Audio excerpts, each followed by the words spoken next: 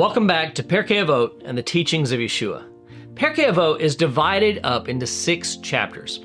Each chapter is divided up into various mishnayot, or sayings. A single mishnah is similar to what we would call a verse. In this video, I'll be going through a few connections between Pirkei Avot and the Apostolic Scriptures from one chapter of Pirkei Avot. As a reminder, the goal of this study is not to cover every mishnah of every chapter, but to pull out a few mishnayot from each chapter and show the connections between Pirkei Avot and the Apostolic Scriptures, particularly the teachings of Yeshua. However, if you'd like to read the entire text of Pirkei Avot, you can do so using the link below this video. With this in mind, let us begin.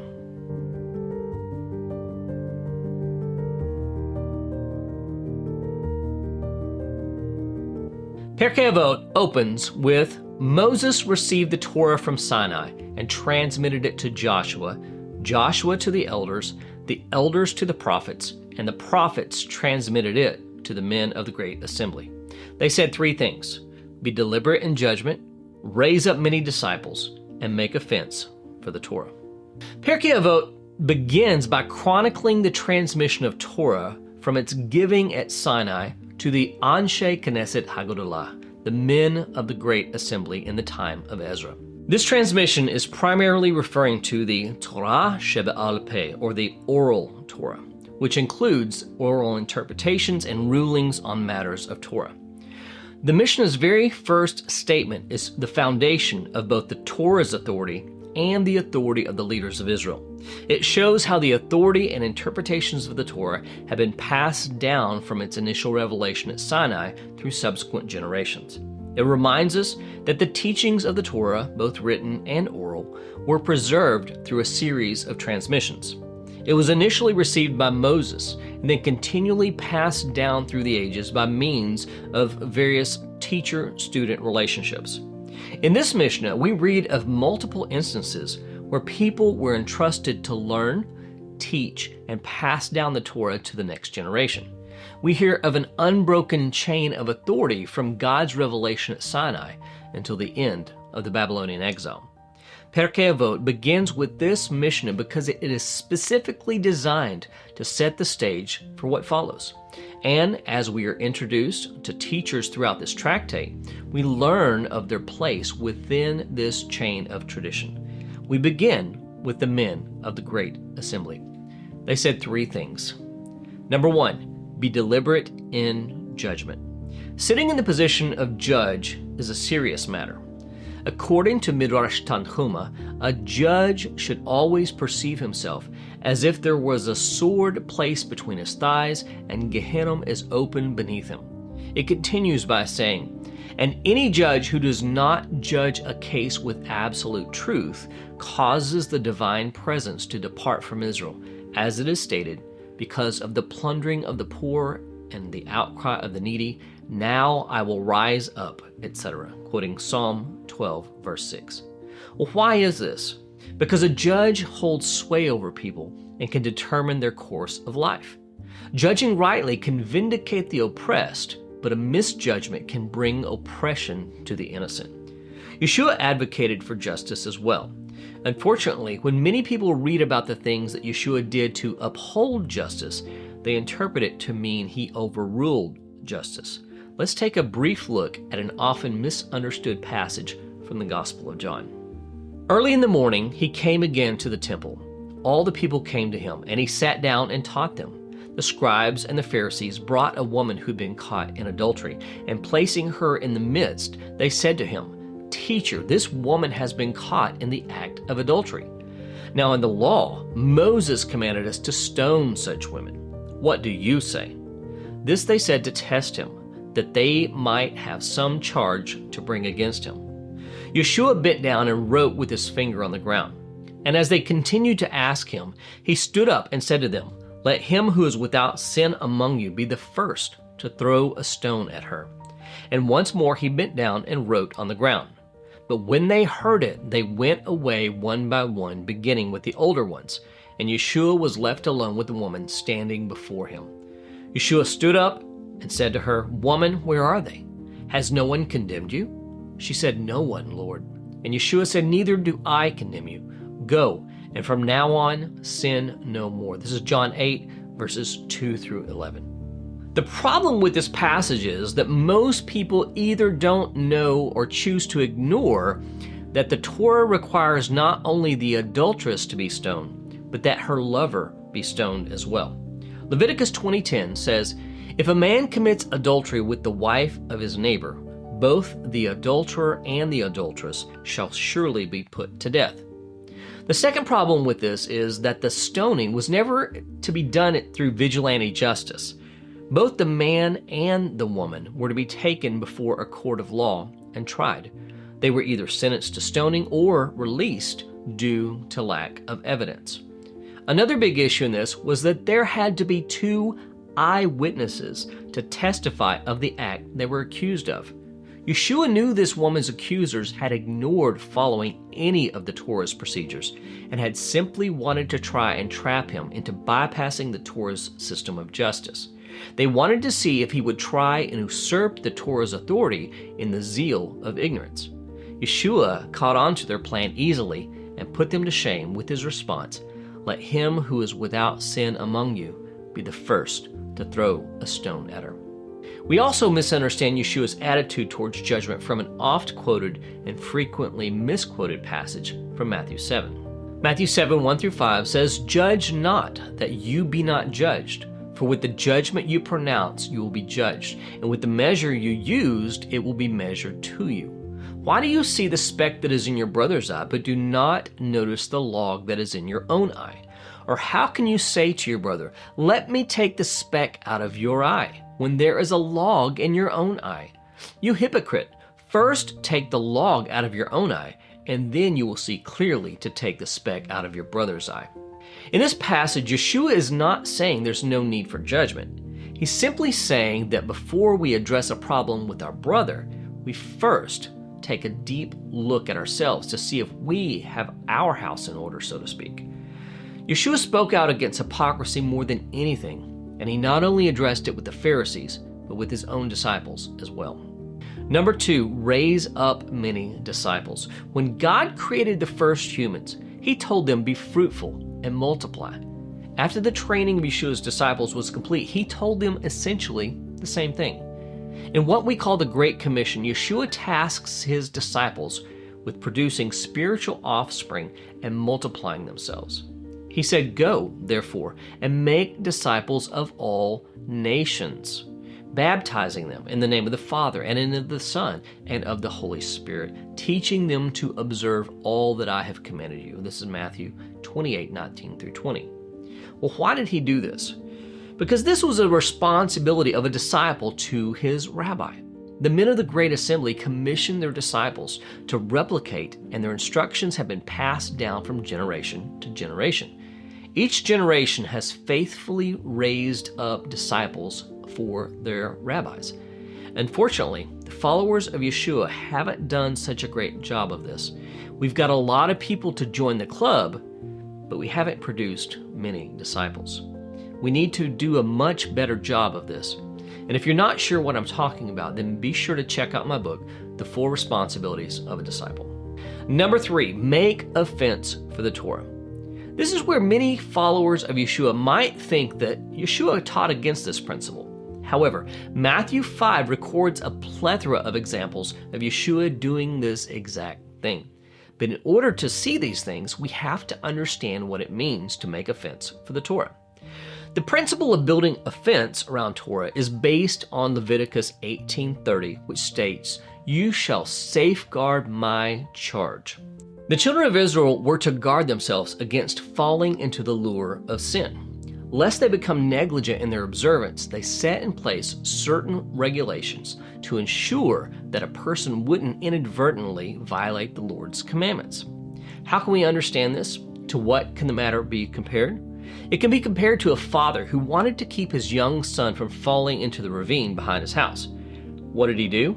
He built a sturdy fence back away from the edge of the slope to protect his son from wandering too near the edge and sliding down and injuring himself. Did the father intend to squash the boy's freedom or to protect him from harm? Surely it was to safeguard the child from potential injury. The same is true with a fence built properly around the Torah. Over the ages, Christianity has established fences for its adherents for similar reasons. Depending on the stringency of the denomination, these regulations range from prohibitions against alcohol and tobacco to restrictions on watching movies, dancing, or even wearing makeup. The logic works like this. The Bible warns against the dangers of drunkenness. Alcohol causes drunkenness. Therefore, ban alcohol. It's the same argument at which the anti-gun laws are aimed. We shouldn't be killing people. Guns kill people. Therefore, ban guns. But each of these is based on the fallacy of man's wisdom. The fences around Torah aren't intended to completely negate those things that the Bible permits. As I mentioned earlier, they are designed to keep people from stumbling into a pit. Yeshua establishes the fence around Torah for his disciples in Matthew 5:22 and 23 by telling them to flee from anger, because when a person is angry, he has no sense of self-control, and anger is the seed that, if watered, could produce the fruit of murder. Then in verses 27 and 28, he tells his disciples to establish a fence on the path that leads to lust in order to keep himself free from the sin of adultery. And then again in verses 33 through 37, he establishes a fence from making rash promises in order to keep his disciples from violating the Torah's prohibition of breaking one's oaths or vows. Yeshua clearly made these fences because he valued the Torah and wanted his disciples to stay far from the edges of the proverbial cliff of sin. Mishnah number 2. Shimon the righteous was of the remnants of the great assembly. He used to say, "On 3 things the world stands: on the Torah, on service, and on deeds of loving kindness." On the Torah. In Jewish thought, the Torah is the instrument God used to create the world, and in fact, the very fabric which holds this world together. This concept was developed through a close examination of Scripture, which began in Proverbs 8. This chapter is known as the Wisdom chapter because in it, wisdom is personified and calls out to all who would hear her voice. Verses 22 through 30 of this chapter speak of wisdom being present at creation, acting as a master craftsman in the work of creation. "The Lord possessed me at the beginning of his work, the first of his acts of old. When he established the heavens, I was there. When he marked out the foundations of the earth, then I was beside him like a master workman." This is Proverbs 8, 22, 27, and 30. Jewish tradition identifies Torah as the wisdom spoken about in this passage. Therefore, Torah, the wisdom and will of God for mankind, is the primary foundation for the world's existence. It is the first leg of the 3-legged table upon which the world rests. As Yeshua said, "For truly I say to you, until heaven and earth pass away, not an iota, not a dot will pass from the Torah until all is accomplished." And if we believe in the perpetual nature of the Holy Torah, we should be allowing it to inform our daily decisions. We should be asking ourselves, what does the Torah say about my marriage? What does the Torah say about my family? What does the Torah say about my job, my finances, my relationships, etc.? The Torah should be at the heart of everything that we do. It is the bedrock upon which the rest of the Scriptures are built and the foundation of what we believe as followers of Yeshua. Therefore, it must become the soul of who we are as followers of this Jewish Messiah, the Torah made flesh in our day-to-day lives. The Torah is not only a leg that must remain intact for the support of the world, but one on which requires our engagement with it. The preacher in Ecclesiastes admonishes us regarding the end of all matters: fear God and keep his commandments, for this is the whole duty of man. The Torah, its wisdom and application, encapsulates the duty of man. The word avodah literally means service. In Shimon HaTzadik's comment, he merely lists ha'avodah, the service, without any explanation as to what kind of service he's referring to. But he was the Kohen Gadol, the high priest of his generation. The service he spoke of was the service that took place within the holy house. After the children of Israel were delivered from the hand of Pharaoh, God gave them his Torah, A large part of the Torah was instructions on how to build his holy house and how to perform the service that would take place within it. Every day a lamb was offered in the morning and another in the evening. These were the continual offerings God required of his people every single day of the year. After the fall of Jerusalem and the destruction of the Holy Temple at the hands of the Romans, however, the children of Israel couldn't bring these offerings that God desired. They were left with a problem. Without a temple, and therefore being without the divine service which took place within it, they immediately sought a means by which the avodah could be continued without the temple. The rabbis posed the question, what does it mean to serve God with all your heart? Deuteronomy 6:5. They responded by saying, just as the worship at the temple altar is called avodah, so is prayer called avodah. That is, the service of the heart. This is from Tractate Ta'anit 2a of the Talmud. This was based on the words of Hosea 14:3, which says, so we will render for bulls the fruit of our lips. As we can see, after the destruction of the temple, avodah naturally took on the broader meaning of prayer. The sages emphasized that prayer was indeed equivalent to the avodah of the temple. The author of the book of Hebrews makes this same point to followers of Yeshua who had been banned from participating in temple worship in the years following Yeshua's resurrection. He commissions us, through him, speaking of Yeshua, then let us continually offer up a sacrifice of praise to God, that is, the fruit of lips that acknowledge his name. Do not neglect to do good and to share what you have, for such sacrifices are pleasing to God. This is Hebrews 13:15 through 16. In Hebrew, the word bull and fruit are spelled identically, and Hosea uses this play on words to make his point. Let the fruit of my lips, in other words, prayer, be as a substitute and considered as worthy as if I had offered you bulls, in other words, whole burnt offerings. Both the author of Hebrews and the rabbis after the destruction of the Holy Temple reminded their audience that although they were being excluded from participation in the temple services, they still had a service they could render to God, that of sincere prayer. It is the second leg of the tripod upon which the world stands. On Gimilut Chasadim. Gimilut Chasadim, literally acts of kindness or bestowal of kindnesses, is the third leg of this proverbial tripod upon which the world rests. Gimilut Chasadim is equivalent to the Torah's instruction, love your neighbor.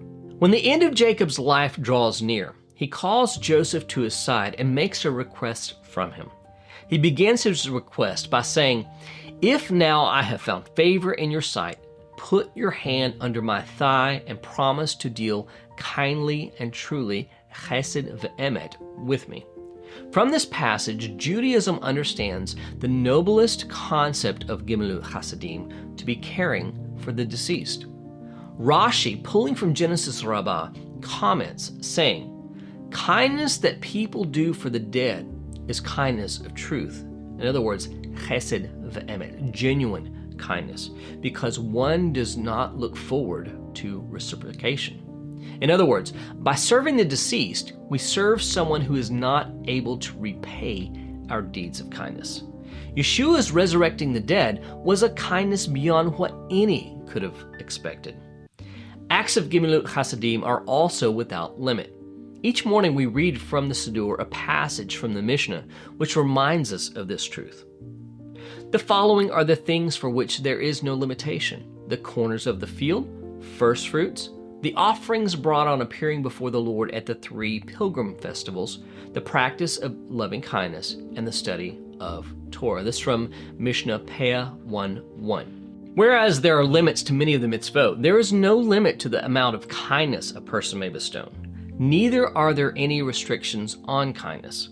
The Apostle Paul says something similar when he reminds us that the fruit of the Spirit, which is demonstrated towards others, is also without restriction.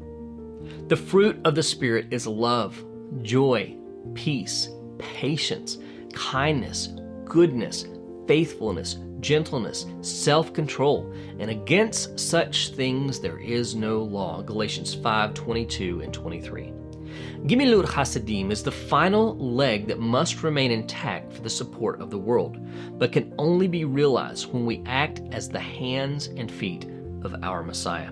For this reason, followers of Yeshua should adopt the philosophy of the Lubavitcher Rebbe. If the exile was brought about through unfounded hatred, we will bring the redemption through unbounded love. Disciples of Yeshua should be making the world a more kind place, a more loving place, and a more caring place. The only way it will happen is through our actions rather than our beliefs. The world stands on three things: Torah study, prayer, and acts of kindness to others. Mishnah number 3, Antigonus of Soho received the tradition from Shimon HaTzadik. He would say, "Do not be as servants who serve their master for the sake of reward. Rather be as servants who serve their master not for the sake of reward, and the fear of heaven should be upon you." What does it mean to not be as servants who serve their master for the sake of reward? So this is really the only aspect of this I want to focus on this particular Mishnah. I want to ask you a question. Why do you serve God? What is your motivation? That may seem like an odd question, but it's one that we need to internalize and honestly address. There's a well-known story about the Baal Shem Tov in which he blessed a couple so that they would be able to conceive a child, and claimed that they would be holding their child before the year was over. It is said that a Bat Hol, a heavenly voice, immediately proclaimed that the Baal Shem Tov would forfeit his portion in the world to come because of his chutzpah, his bold tenacity in this statement. After hearing the heavenly proclamation, the Baal Shem Tov became elated with joy. When asked why he was so happy rather than distressed, he replied, "All my life I've been troubled by the thought that perhaps my service of the Almighty was tainted by the expectation of reward. Now, however, my service of God will be pure, free from the possibility of any ulterior motive." Although this may sound strange at first, the Apostle Paul said something very similar. Expressing his desire that the entire nation of Israel would come to know Yeshua as the Messiah, he said, "For I could wish that myself were accursed and cut off from Christ for the sake of my brothers, my kinsmen according to the flesh." This is Romans 9:3. He was willing that his portion in Messiah be forfeited so that others could come to know him. Yeshua offered a similar teaching to that of Antigonus of Soho when he said, "Will any one of you who has a servant plowing or keeping sheep say to him when he has come in from the field, 'Come at once and recline at table'? Will he not rather say to him, 'Prepare supper for me and dress properly and serve me while I eat and drink, and afterward you will eat and drink'? Does he thank the servant because he did what he was commanded? So you also, when you have done all that you were commanded, say, 'We are unworthy servants. We have only done what was our duty.'" This is Luke 17:7-10. Our service of the Holy One should not be based on whether or not we will receive a reward. It should be based on love. Mishnah number 4. Yosei ben Yoezer of Tzaradia and Yosei ben Yochanan of Yerushalayim received the Torah from them. Yosei ben Yoezer of Tzaradia said, "Let your house be a meeting house for the sages, and sit amid the dust of their feet, and drink in their words with thirst." Let's talk about what it means to let your house be a meeting house for the sages. In the days of the Master, gathering in homes for religious purposes was as important as meeting in the synagogues. We have examples of this from the book of Acts, which records brief insights into the communal life of the earliest believers in Yeshua. And every day in the temple and from house to house, they did not cease teaching and preaching. The early followers of Yeshua eagerly opened their homes to the apostles so that they could learn more about Yeshua and his teachings. Why shouldn't modern disciples of Yeshua follow this example by inviting people into their homes to be taught the ways of our Master?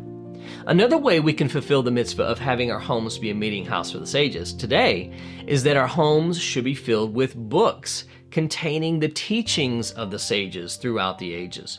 But we should also have a collection of resources from messianic teachers who have been pioneers in reconnecting the Apostolic Scriptures to their foundations in the Torah, framing them within the proper Jewish context. Owning a worthy collection of study resources allows us opportunities to be actively engaged in the study of Scripture, either alone or with others. We can easily open our homes for the study of Scripture, learning the teachings and interpretations of our sages, our Messiah, our apostles, and the messianic pioneers of our faith. What does it mean to sit in the dust of your rabbi's feet? If we were to translate this part of the Mishnah literally, it would read something like to wallow in the dust of their feet, or to powder yourself with the dust of their feet. This phrase not only carries the connotation of soaking up the essence or character of one's teacher, but it is also connected to someone who has become dusty due to wrestling. Not only should we be covered in the dust of our teachers, but we should also wrestle with the teaching we receive. Once we have studied and learned, we should be able to question our teachers in order to fully understand our lessons. A disciple should not be content to passively absorb the lessons of his teacher. He should wrestle through them until he fully understands them. He must wrestle with his teacher's wisdom until he has internalized them. Yeshua also connects dust to association or soaking up the character of others. When sending out his disciples, he tells them to shake off the dust from your feet if they are not received by a home or a town. They should not even have the dust of those inhospitable people attached to them. In this Mishnah, we are told that we should drink in the words of the sages with thirst. What is so important about learning from the sages that their teachings are compared to water on parched souls? When a person is already satiated, offering them a glass of water will not produce the response of enthusiasm. However, when a parched person is offered the same, they will receive it with gusto and will savor every last drop.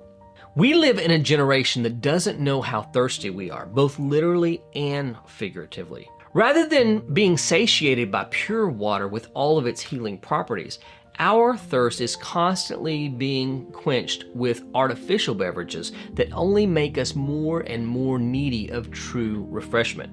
We live in a time when the satisfaction of these artificial thirst quenchers seem to taste better than the real thing, and therefore they have created these cravings within us. The same is true in regard to spiritual satiation. The prophet Amos warned the children of Israel about this problem in his generation. Behold, the days are coming, declares the Lord, when I will send a famine on the land, not a famine of bread, nor a thirst for water, but of hearing the words of the Lord. Amos 8:11. Unfortunately, we live in a day very similar to the time of this prophecy. Most people want God's blessing, but we do not invest any time or energy into drawing near to Him. Many in our generation have never tasted spiritual nourishment, and therefore they attempt to satisfy the hunger of their souls with worldly distractions. The Scriptures sit on our shelves gathering dust, while the latest movies, television shows, and video games receive ample attention, the details of which are being etched into our brains. Yeshua taught his disciples, "Blessed are those who hunger and thirst for righteousness, for they shall be satisfied." In this life, we must hunger and thirst for the righteous teachings of the Torah and their application. Learning from godly Torah scholars is one way to drink in the living words of Torah. But even more important than drinking in the words of the sages with thirst, we must do so with the words of our Master, Yeshua. Yeshua said, "If anyone thirsts, let him come to me and drink." John 7:37. Why?